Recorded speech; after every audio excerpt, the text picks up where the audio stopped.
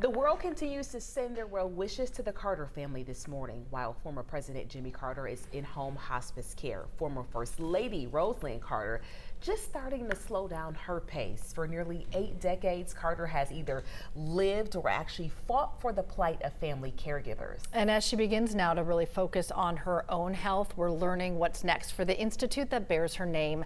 Christy Diaz is joining us in studio. Christy, you talked to Carter's grandson. I did. It was a great conversation, and he now chairs a new entity called the Founders Fund. They recently established it as a way to celebrate the 35th anniversary of the institute, but it's also marking the moment where Rosalynn Carter is stepping back from her role leading the organization as they work to preserve her legacy.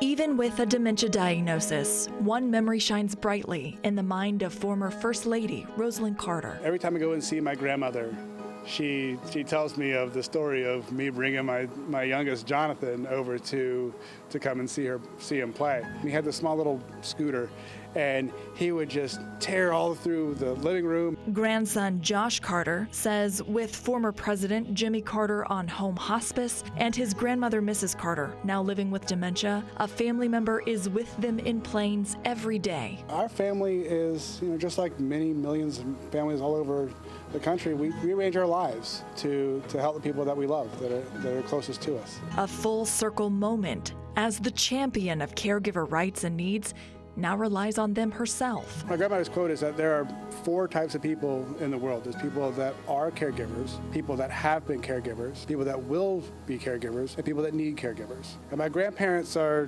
definitely in the last category, but they've lived all 4 of those stages. So has Josh. His son Jonathan has a rare disease, and he cared for his other grandmother after a stroke. It's a familiar story for 53 million Americans who serve as their family's primary caregivers. As chair of the new Founders Fund, Josh is determined to ensure the Rosalynn Carter Institute will thrive for years to come.